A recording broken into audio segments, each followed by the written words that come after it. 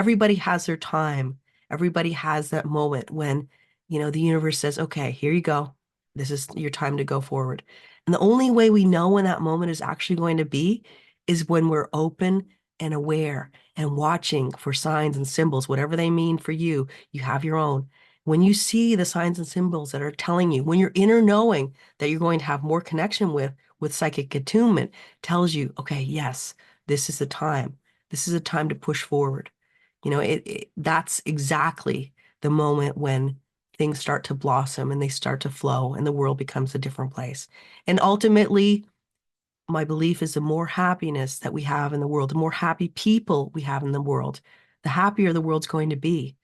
It's in us to be happy or to at least try and find some peace and serenity with being alive. And that in itself can really shift the world that we live in. I hope you're doing well. I'm here today to talk about Neptune and how it will be moving into the gate 25 line 1, and that's going to be happening in April.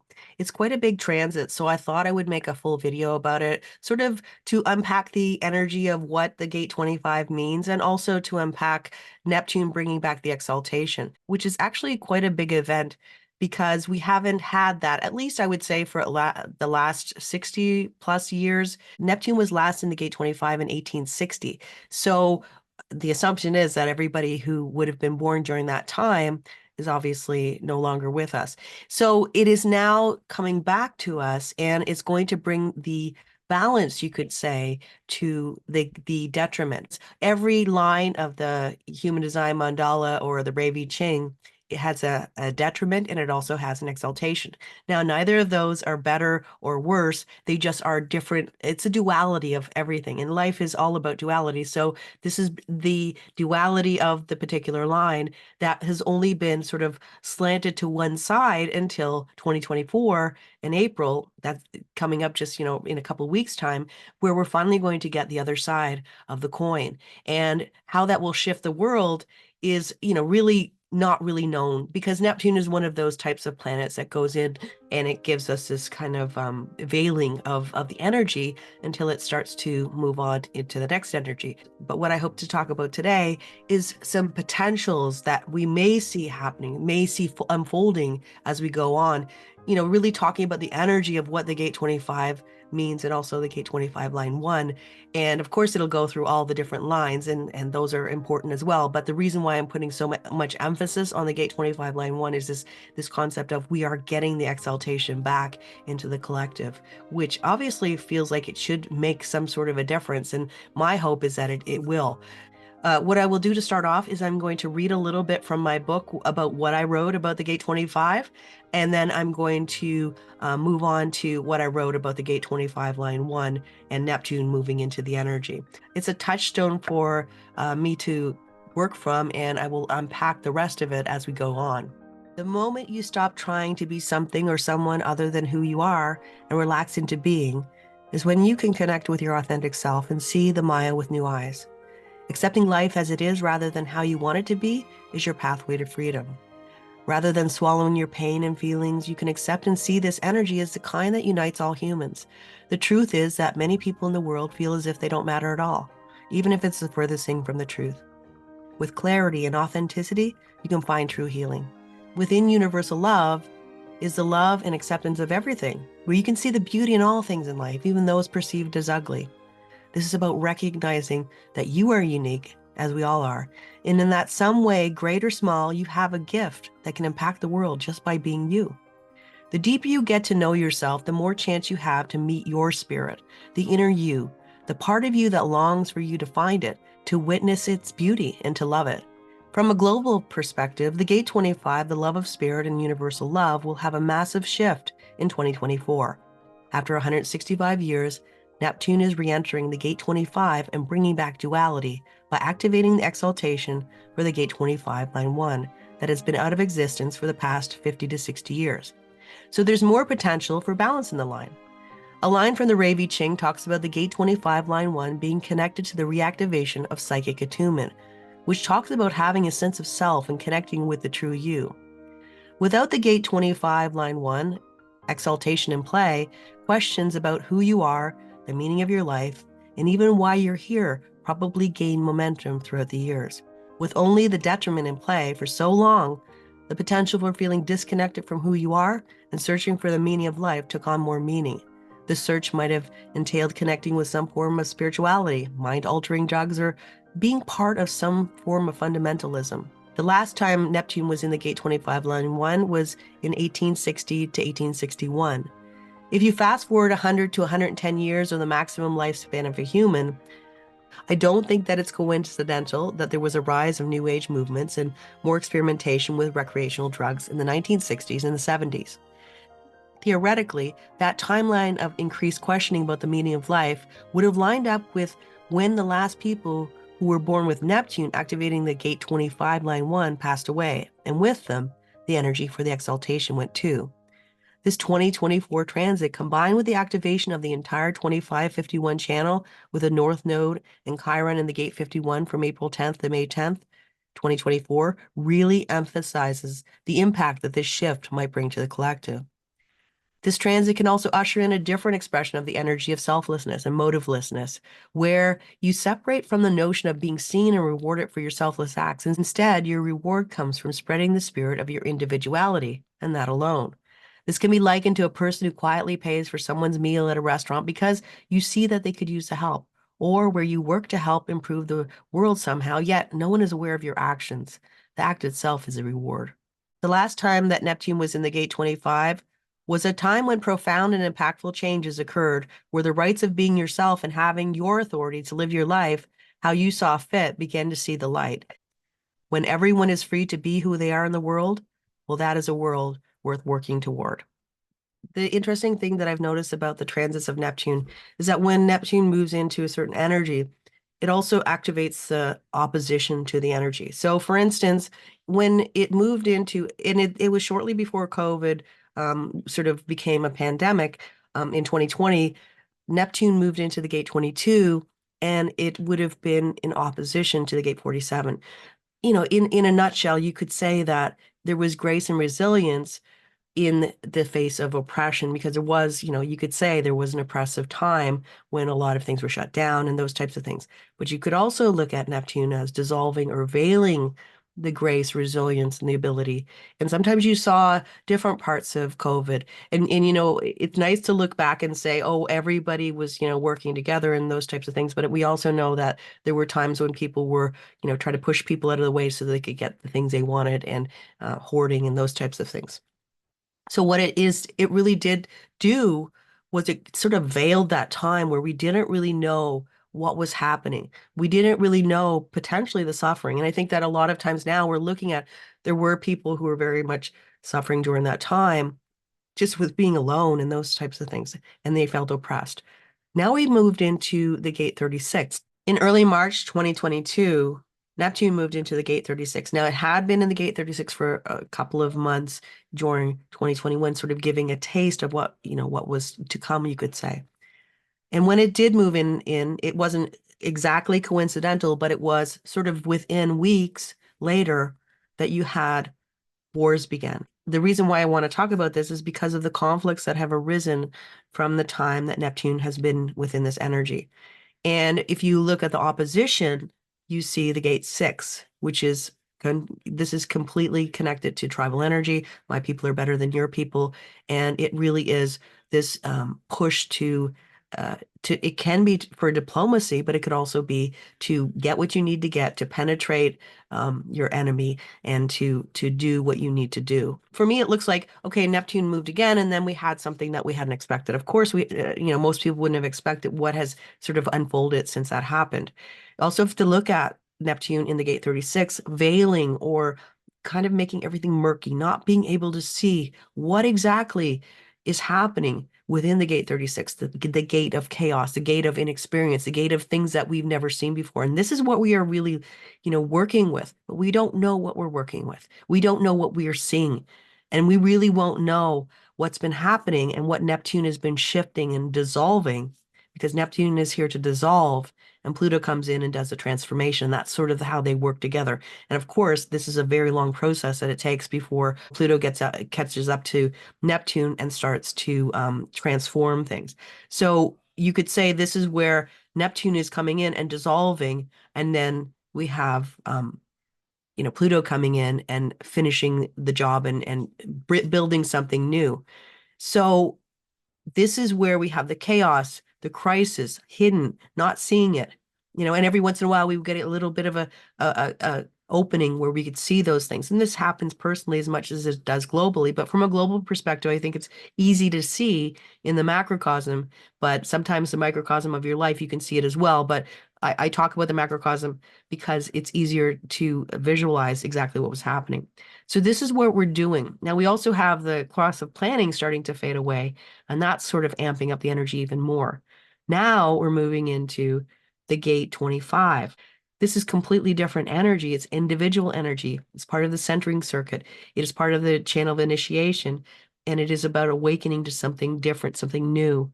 But we also have to remember that it is part of the will center. Everything that is connected to the will center is tribal energy, other than the 2551 channel, which is really odd. But there's a couple of things to say about the 2551 channel. One is that it is the only way that the individual can penetrate to the tribe, because tribal energy is very, you could say, route, where it's the same thing over and again. We need to have food, we need to have shelter, we need to, make more, make more people. And that's sort of what it's about. And this is not to degrade it or say it's less important than any other energy, but it is to say that is what it is. And it is considered mundane, or what we do every day to survive, that we need to do. It's important to have abundance. It's important to do all the things we need to do to survive on planet Earth or the Maya. So now we have the gate 25, Neptune in the gate 25, bringing in the perspective of the individual amongst the tribe and saying, okay, I am important, or I have value, and I am different. It is part of the whole 2551 channel, is part of the centering circuit. And this is like, comes with a huge aura that brings you in to your individuality, that says that you are who you are. Being authentic is the key to your success in life. What I said with the transits for the whole of 2024 was the one thing that I really feel is so important is authenticity. And I mean, it's really interesting because I see that playing out in the world now, that people are saying, there's all these extravagant types of videos that people are making, or movies, or those types of things. And now people are saying, let's bring it back to talking to somebody who you feel is a real person on the other side of the camera, as opposed to, all the bells and whistles. And that's what seems to be, what people are looking for. People are being drawn into it. Now we're only going to get a taste of what this energy feels like in 2024, and Neptune will move out again. So we'll be back in the gate 36 for a little while, and then it will move back into the gate 25 in 2025. So we're getting a taste of the energy like we did in 2021 when Neptune moved into the gate 36. So what does that all mean? Well, the one thing that I really like to look at is that the gate 25 line 1 is called psychic attunement, as I said when I was reading the passage that I wrote. And I like the idea that it's saying that we are no longer in need of somebody to tell us who we are and how we can be, and basically who we are at the core of our being.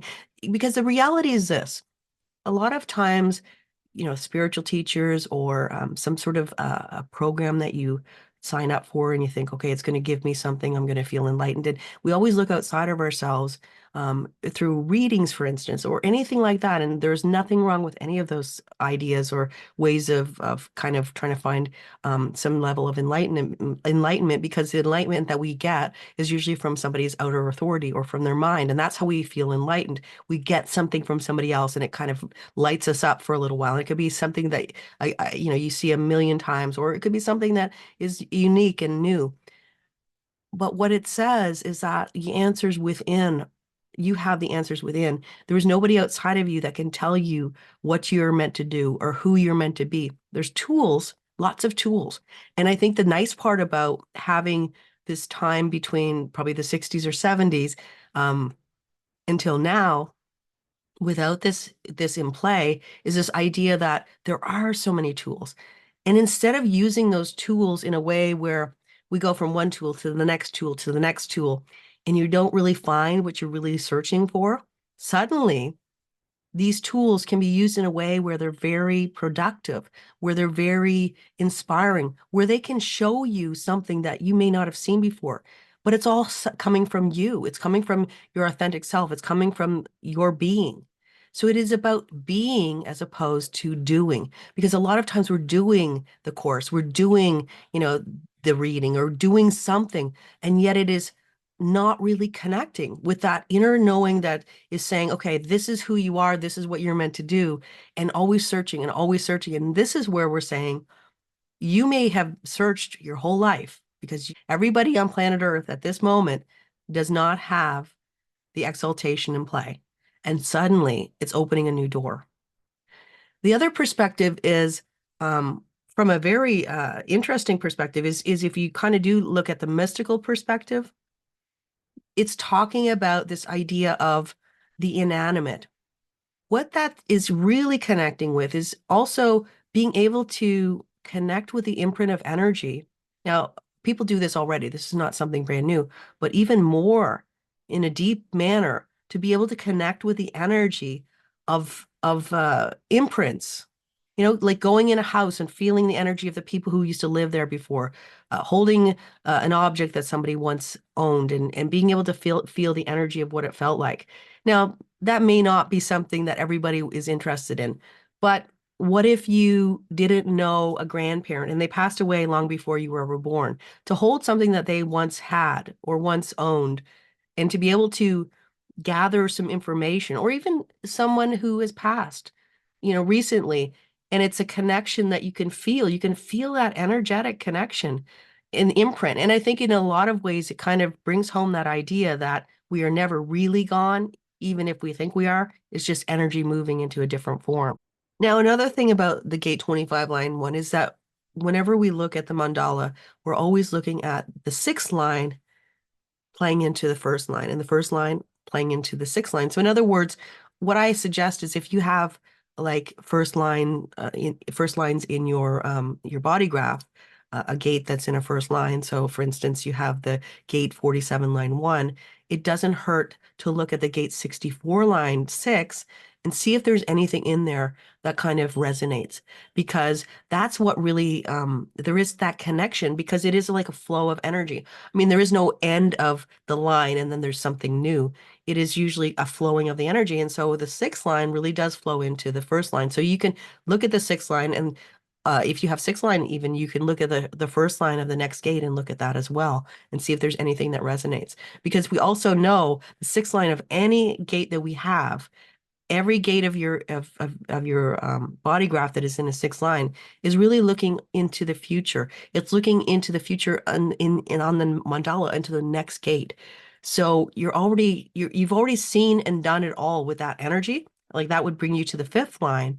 And now you're moving on to the sixth line. And what is the next gate? So in this case, it's the gate 36 line 6 moving into the gate 25 line 1.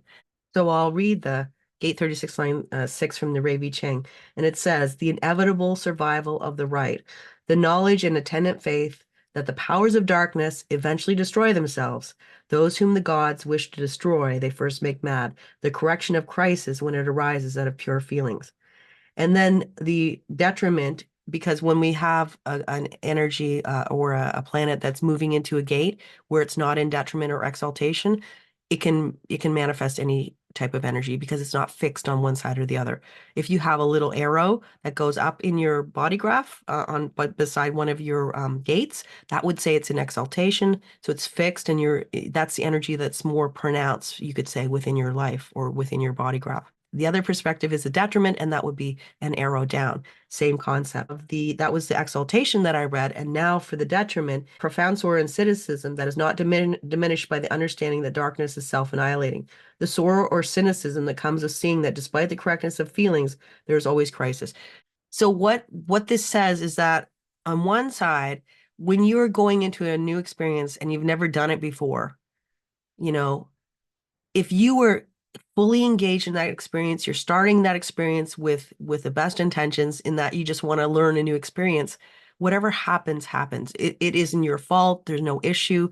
It's just part of the process. It's a part of experimentation. It's part of life. The other perspective is that we look at the detriment is saying that even if you go into an experience that is, fully that you're fully engaged in, that you want to be in, that you've thought about, that you've taken the time to do it, your way, so it feels correct, things can happen that you didn't expect because that's the nature of the gate 36. It's like things can happen. We have logical energy that is a pattern, and we say this is how the pattern works, and then we send that pattern out into the real world and we say, okay, how's it going to work? And that's when we see when things don't work out the way we expect them to.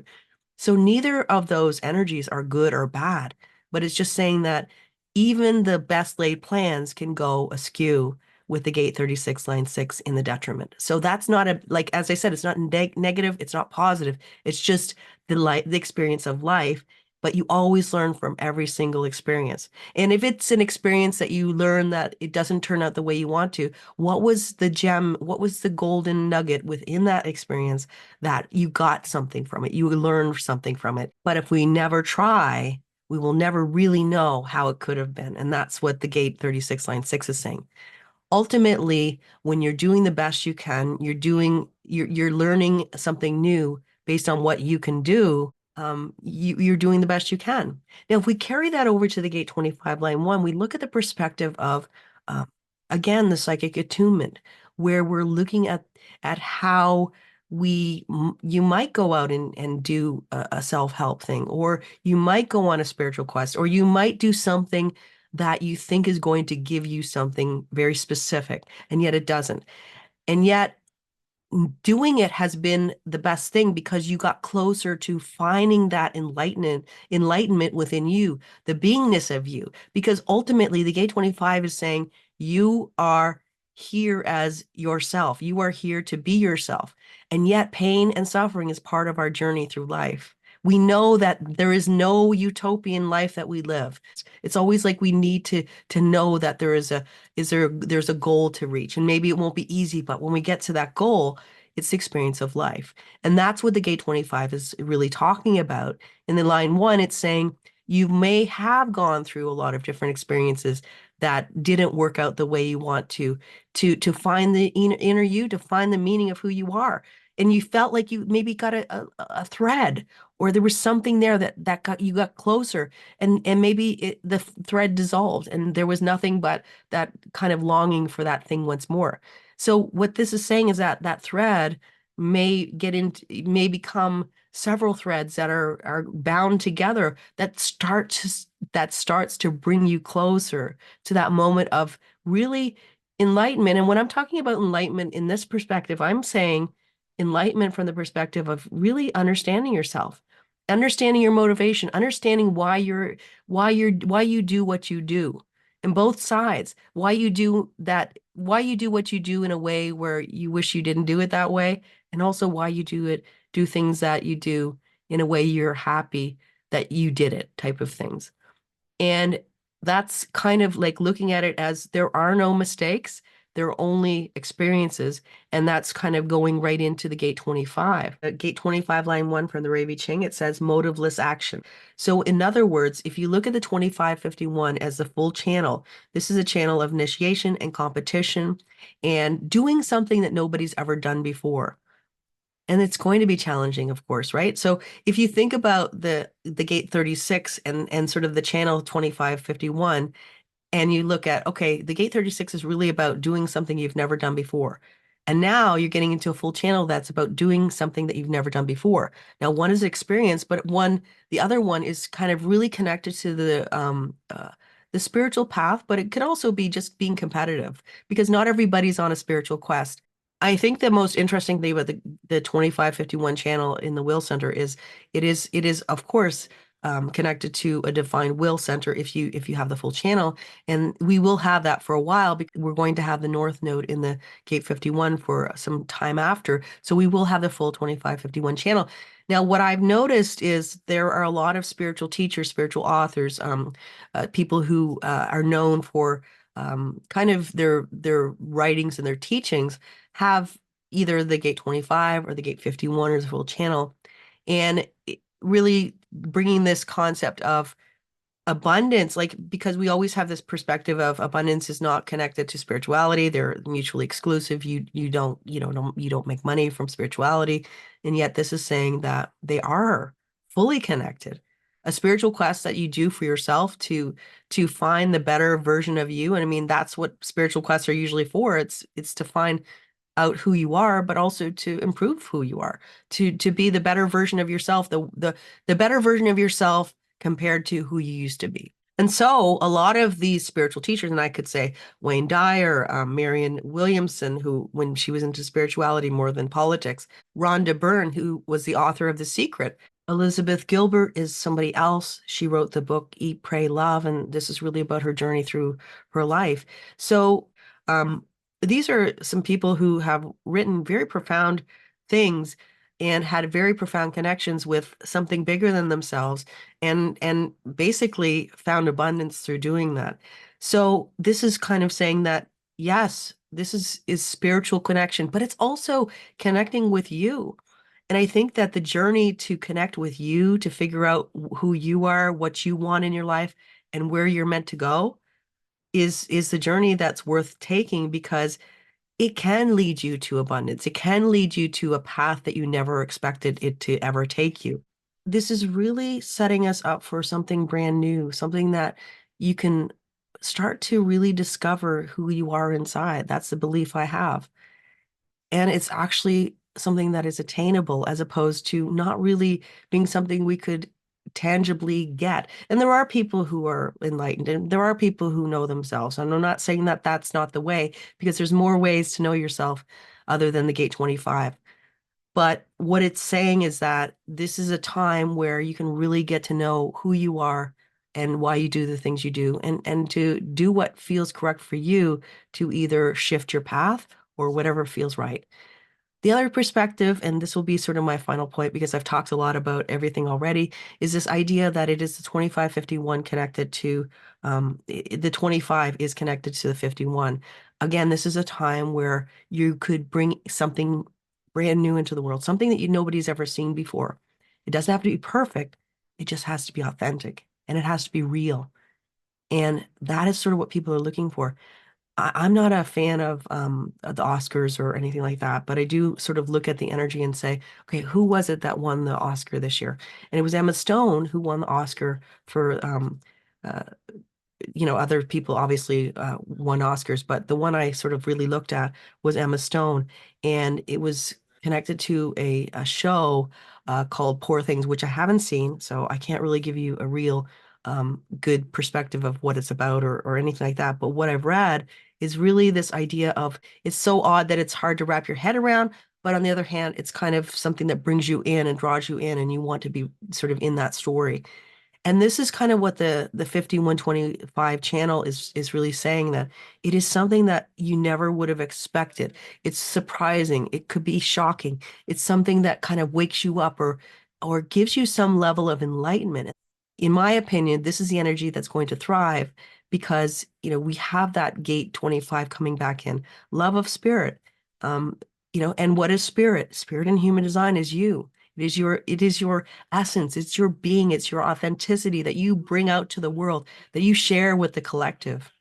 And this is what this energy is saying, to share with the collective. Remember, it's projected energy. And I always have to have that as a caveat because sometimes we want to share and maybe it's not the right timing, because everything that happens in our lives is it's on a universal time. The universe decides this door will open and this door will close. And until that door opens and you have the opportunity to walk through, that's when it happens. We can't push at the door and keep knocking, keep knocking, keep knocking. Everybody has their time. Everybody has that moment when, the universe says, okay, here you go. This is your time to go forward. And with that said, I'll leave it there. And if you want to find out more information about any of the transits that are happening in the sky, I have my community posts that I do daily. I'd love to have you there. You're always welcome. And until next time, take care and bye for now.